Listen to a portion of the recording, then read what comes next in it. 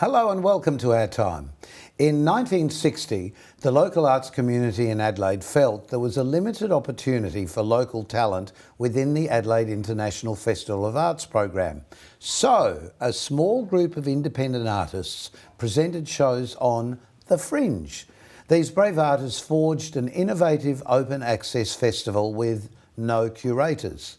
It's grown since the 1960s to be the biggest arts festival in the Southern Hemisphere and the second largest fringe in the world. On this episode, we're talking with Marketplace Manager Andy Beecroft, who joined the Fringe team in 2016 after working on many similar festival events in the UK. Andy, welcome. Thank you, Malcolm. Now, your involvement, although it's been sort of 5 years now? Yeah, this will be 6 years. I guess this will be 6 7th years. year. Well, 2016, 7 The years. time just flies. Mm-hmm. Before this, let's talk about you before we actually talk about the festival and what you're doing in the marketplace area within the Fringe Festival. So you were born? I was born in Sheffield. In the UK? In the UK, yeah, just next to Manchester, if you're familiar with the UK. And from there, I mean, I went bleak and cold.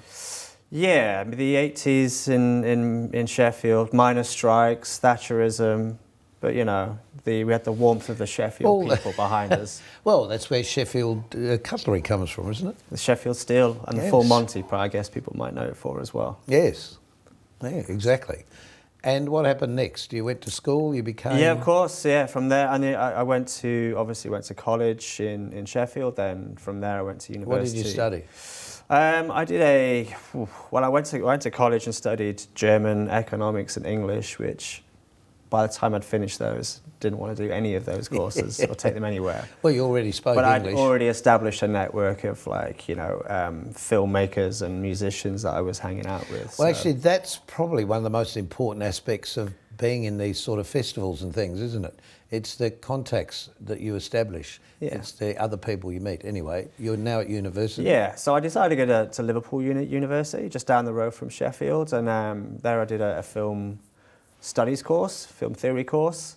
And Liverpool at the time, you know, the Northwest, they were making some great TV. Granada was next to Liverpool and Manchester, so there was a great TV and film community there. So during my time at Liverpool, I took on various projects where I was working for production companies and TV companies in my spare time. And after I graduated, I kind of took on roles in film production and TV production. And stayed in Liverpool for 10 years as an AD, assistant director. That's an assistant director, yep. For 10 years. And then... Just explain, because not everybody knows what an assistant director actually is. Yeah, okay. Well, I guess so. The assistant director is there to assist the director on the production. It's all in the title. Exactly. But you also get a chance often to do a little more than that. Yeah, I mean, I guess my primary jobs were to kind of manage the crew, work with the background artists. I guess working closely with production managers to get the scheduling and crewing all right. The daily run sheets. You're not just running to make cups of tea. No, you are to begin with. Occasionally, yes. You're still called I'm sure on to do occasionally teas, that happens. Yeah. But from there, I guess 10 years in that role, there was a lot of shift in the kind of industry. A lot of freelance jobs were becoming insecure. So I kind of thought film festivals would be a great transition. So I went from being in Liverpool for 10 years, and the next port of call for me was to go back home to Sheffield, and there was a great documentary festival in Sheffield called Sheffield Doc Fest. So I called up, got a job with Sheffield, worked there part-time while I was doing freelance work, and I did one season with Sheffield Doc Fest and got the film festival bug, and from there it kind of just developed from doing jobs at Sheffield Doc Fest to Edinburgh Film Festival through to Dublin Film Festival. And then from there, luckily a gentleman I knew in Edinburgh had moved over to Adelaide in 2010. So he called me up and said, hey, they've got this gig in Adelaide, you want to come out to Australia? Where Adelaide was at the time? No. Apart I from knew the it other was side of the somewhere in world. Australia. Yeah, just on the other side. Luckily, the lady I was working with in Sheffield, Heather Kroll, who's the director of Yep. the Adelaide Fringe, Heather's been on the program. she gave me the lowdown of where Adelaide was. Mm-hmm. And I think her words were, "It's hot in summer."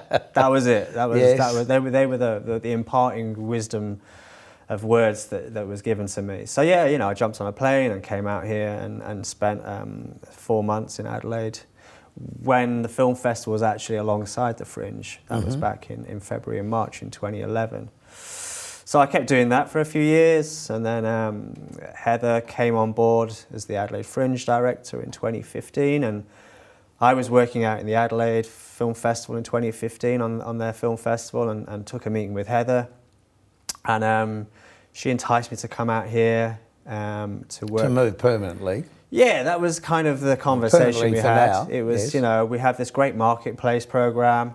It's doing really well. Since I've come on to the film, the festival, I really want to kind of do what we did in Sheffield, which was kind of internationalize the festival and the marketplace, really give it some growth and dynamics.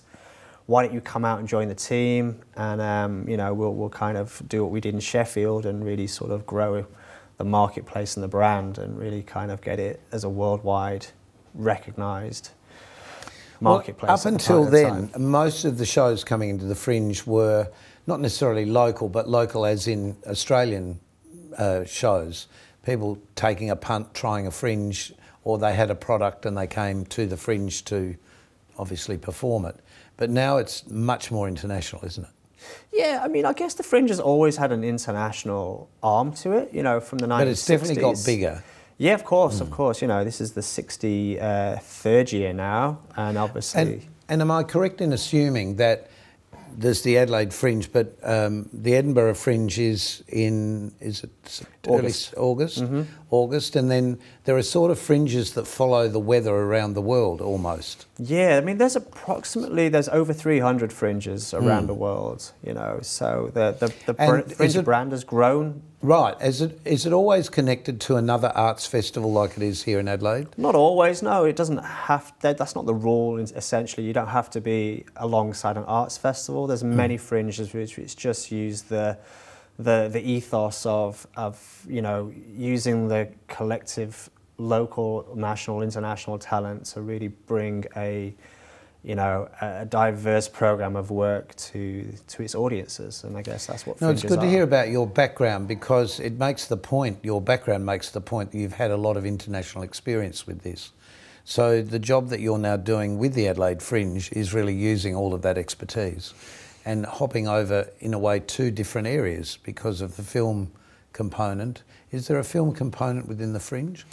There are. I mean, there's many genres within the Fringe. Film is just a small section of that. But I guess my experience comes in terms of the connecting of industry to the artists, and that's also prevalent in the film industry. And I guess that's where the marketplace bears its similarities. We have a marketplace in Adelaide Fringe, which is born out of the film festival model, essentially. Which is called Honeypot. Yes. It's a great name.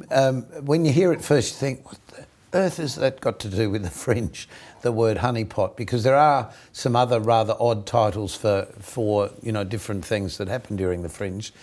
But I've been involved with this, so I have a little bit of first-hand experience to understand what it is that it does, and it's fascinating what you have the ability to do.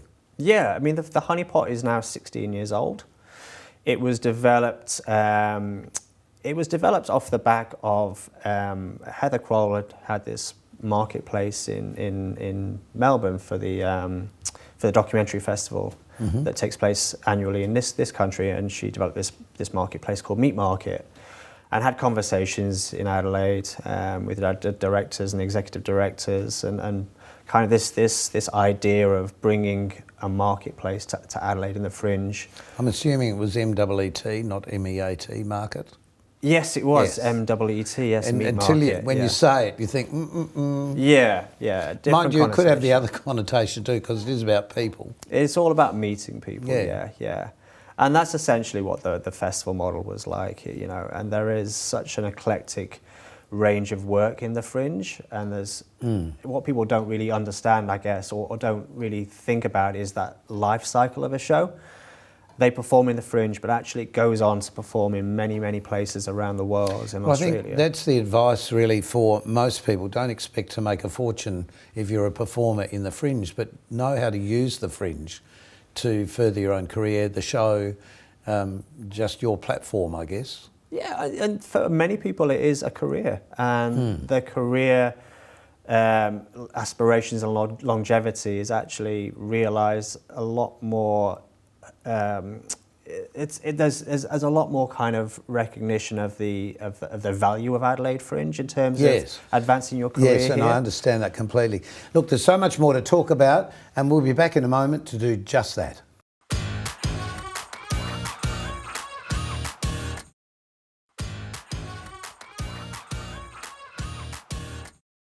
And welcome back. Our special guest is Andy Beecroft. Andy, your official title with the Fringe is? Marketplace manager. Yeah. And most people, as an audience, go to the Fringe to see a show, but they really don't understand there's a whole structure going on behind. It's got actually nothing to do with the show and everything to do with the show, but in a completely different way of looking at it. Yeah, there's an industry section to the Fringe, and many fringes, I guess, around the world that people aren't aware of, and essentially, with a program with over 1,200 shows, there are many people that come to Adelaide Fringe, looking to book work off the back of seeing them at a festival like Adelaide. And where would that be? To other fringes? Or is it to encourage people to come to another fringe, or is this literally booking to be paid to do performances in other parts? All of the above. Okay. So the Honeypot Marketplace, which is Adelaide Fringe's international marketplace, I run a platform and a marketplace which attracts usually up to about 300 programmers. Busy bees. Busy bees, we are, and with the surname Beecroft, it's quite a natural, isn't it though? Yes. Connection that I have to it. But we do attract many different types of industries. So they might be festivals, they might be events, they might be venues, they might be cruise ships, they might be talent scouts, they might be bookers, they might be producers. They might be TV scouts. And all of the above. Yeah, and they come here, they see a show in front of an audience, they gauge its suitability for whatever they're looking for, and off the back of that, they take meetings with artists, they follow up with them, and post-Fringe, they potentially offer that artist or that show an onward opportunity. Yes, well, it could be a tour, or as you say, it could be a film opportunity, it could be anything. Yeah. I talked to quite a few of a huge cross-section of people from different festivals, filmmakers. I think this is, again, one of those things that people don't necessarily understand about the Fringe and all of the other things like the Fringe Club, the artist chats with producers and stuff that goes on during the daytime. And that's what really makes the Fringe as large as it is. Does this happen in all Fringes? No, not all Fringes. I mean, there's very few that actually have a marketplace attached to it. I guess Edinburgh Fringe would be the only other real competitor in that. Well, that's been running obviously a lot longer. Is there an opportunity, do you think, for the Adelaide Fringe to become as big as? I mean, we are the second largest Fringe. It's not as big as, though. No, I mean, in comparison to Edinburgh and the location of Edinburgh and its reputation, I think Edinburgh is always going to have that. Well, it's older and it's in part of Europe. That size. Yes. But in terms of what Adelaide has to offer, we have a huge landscape to grow the festival. And that's probably the more interesting thing. We've also got the venues that aren't necessarily there in Edinburgh, and a lot of the venues in Edinburgh are sort of smaller and more difficult to access.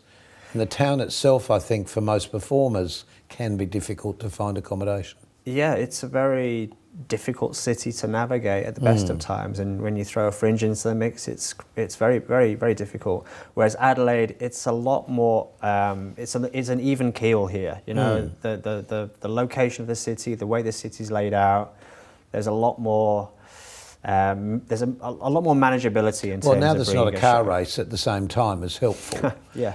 But the other thing that's interesting too is that all of this grew out of, as I said in the opening, a group of people who, at the beginning when the Festival of Arts began, when the Adelaide Festival Centre was built to accommodate that, they weren't getting booked, they weren't being seen, they weren't even known to a local community. And the fact that the Fringe actually started in Hindley Street in some little derelict shops, or shops that didn't have a tenant in them, and some of what I'd call the hardtop theatres, and it's grown to the size that it has. I mean, when you say 1,200 plus shows, and that's only the shows, that's not the number of performances. Mm-hmm. Yeah. Sorry, it sounds like I'm selling the Fringe. You're doing a very good job. But I actually think it's a brilliant thing to have in a city like Adelaide. Yeah. I think there's so much room for growth. I think what's endearing about Adelaide is the historical value it has to the people of Adelaide. But actually beyond that, there is a real tourist trap in terms of lulling people to the city. There's a huge amount of internationals that bring work to Adelaide now. The Fringe program has grown like incrementally each year. Even post-COVID, the numbers are still being high. We still managed to survive through both years of before COVID hit us initially, and then the last year we managed to get our way through that comfortably with reduced audiences. But there's definitely a change also I've seen in the audience coming to the Fringe. It used to be younger. It used to be called the Festival for the Great Unwashed, whatever that quite meant. But I see now a lot more people in my age group coming out and taking risks with seeing things they wouldn't ordinarily go to see. They think, well, it's only an hour. Yeah, the audiences are actually as eclectic and as wide as they've ever been. Shows, and as the shows, and especially now with the demographic of the audiences here. I think in the last 10 years, the boom in the dynamics of the population. There's a lot of countries represented in Adelaide now that also have a presence in the Fringe program. We have representation from many different cultures in the Fringe program, and I think that's that can be seen in the sort of diverse range of shows that we have here at the Fringe. Oh, and the diverse areas they're done in. I remember at the beginning we were all saying, what, they're in a quarry? They're performing in a quarry? What's the point of performing in a quarry? And that's the beauty of a Fringe. I mean, there's exactly. any venue can be activated. Yes. So, you say there's Well, in Melbourne there's the tram venues as well, going on one of the Melbourne trams. We've had people perform and register a show in a toilet before now. A chamber choir have done a performance in a lavatory, or there might be a bus. If you think about a venue, there's no limitations to it, which is kind of the scope and range of the Adelaide Fringe. There's no. Well, it's really what the performer's coming up with, I suppose. Yeah. But it's not just about performance. There's a visual arts aspect as well. There is, yes. How far can this go, do you think? There's a food aspect as well. Yes, we've just introduced Eat and Drink this year. So, as you know, Adelaide and South Australia is famous for its food and Did you drink. know this before you came? That was another thing I was told to be aware of, is the amazing wines and food produce here, which was a great lull, I've got to admit. And I've come to love the... Oh, well, on last week's OurTime show, we were talking to somebody who came from not far from where you came from. He was affected and learned about Australia through the show Neighbours, and realised that he'd like to come to a country that lived close to the beach and was warm and sunny. Was that a enticement for you, that this festival was also sort of at the end of summer? It was always a big lull for me to come here during summer. I mean, having come from the UK, summers are far and few between. So to have a guarantee of at least, well, we hope a there'll full be a day guarantee. of sun was yes. a no-brainer. Mind you, it can rain occasionally during the Fringe because it's in that changeover month. But yeah. How do you plan for that? I guess you don't need to with the Honeypot series. No, I mean, in terms of the Honeypot and the planning, I mean, we essentially create a bespoke service for the artists and the delegates. We try and present the industry that are coming here with a roster of shows which kind of fit their rationale for coming here. And there's 4, isn't it? There's 4 of the meet each other. So we also run a suite of programs and sessions during Honeypot as well. So we not only attract industry to meet artists and make connections, we also We're also there as a marketplace to kind of upskill and kind of professionally develop the artists while we're here. So we run a thing every Friday called The Hive, Yes. which is essentially like speed dating. Yes. We essentially bring delegates who are in town to sit down at a table, and they take rotating meetings with the artists, and then the artists pitch their work to the delegate for a few minutes and move on. Yep. And out of those Hive sessions, they have these like amazing conversations, and these beautiful relationships blossom, and they get to know the artists face to face. And actually there's a lot of outcomes which happen specifically from those hives. So, you know, we run stuff specifically to kind of, you know, make those connections and outcomes a lot quicker and a lot more prevalent when we. But it's also the education of the performers to understand how to go to the next stage. It's all fine to be artistic and clever and do clever things, but if you don't know how to sell what you've got, nobody else is going to know you exist. That's right. And we have a lot of great resources as part of the Adelaide Fringe. So, you know, we really kind of have this year-round professional development series and resources on our website and our resources pages, which really dig into the aspects of like how to present a show, how to pitch a show, yes, how to network. There's so much there actually for any performers for next year, because it's a bit late for this year. Log on to the website because there's just so much information there. We're going to take a short break again and we'll be back in a tick.